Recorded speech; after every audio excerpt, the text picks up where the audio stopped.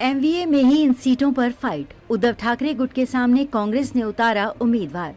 महाराष्ट्र चुनाव में महाविकास आघाड़ी खुद में ही फ्रेंडली फाइट करने के मूड में है।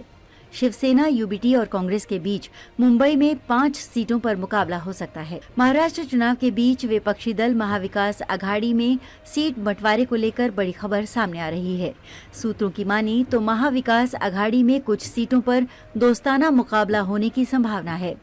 सोलापुर साउथ से उद्धव ठाकरे की शिवसेना के बाद अब कांग्रेस ने भी अपने उम्मीदवार का ऐलान कर दिया है। माना जा रहा है कि मुंबई की करीब 5 सीटों पर उद्धव ठाकरे की शिवसेना और कांग्रेस के उम्मीदवार आमने सामने हो सकते हैं। इन 5 सीटों में वर्सोवा, बायकला, वडाला, घाटकोपर वेस्ट, बांद्रा ईस्ट और मुलुंड शामिल हैं। शरद पवार और कांग्रेस भी हो सकते हैं आमने सामने। मुंबई की इन 5 सीटों पर उद्धव ठाकरे की पार्टी ने पहले ही उम्मीदवार उतार दिए हैं। अब कांग्रेस शिवसेना पर सीटें छोड़ने का दबाव बना रही है। बात नहीं बनी तो कांग्रेस फ्रेंडली फाइट के नाम पर यहां अपने कैंडिडेट भी खड़े कर सकती है।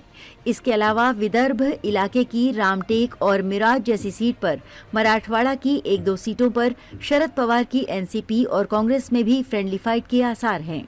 महाराष्ट्र विधानसभा चुनाव में भी कांग्रेस का सांगली मॉडल। लोकसभा में सांगली सीट पर उद्धव ठाकरे की शिवसेना यूबीटी ने उम्मीदवार उतारा तो कांग्रेस ने निर्दलीय उम्मीदवार उतारा था, जिसने चुनाव जीता भी था।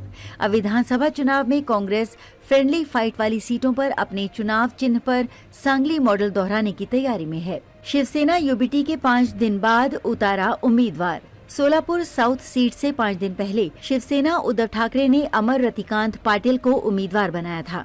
कांग्रेस ने अब इसी सीट पर दिलीप ब्रह्मदेव माने की उम्मीदवारी का ऐलान किया है। महाराष्ट्र चुनाव के लिए एमवीए कैंडिडेट्स का ऐलान। उद्धव ठाकरे की शिवसेना अब तक 85 सीटों पर उम्मीदवारों के नाम का ऐलान कर चुकी है। वहीं शरद पवार की एनसीपी ने 76 कैंडिडेट फाइनल कर लिए हैं। इसके अलावा कांग्रेस अब तक 99 सीटों पर उम्मीदवार उतार चुकी है, यानी एमवीए की ओर से 260 सीटों पर नाम तय हो गए हैं।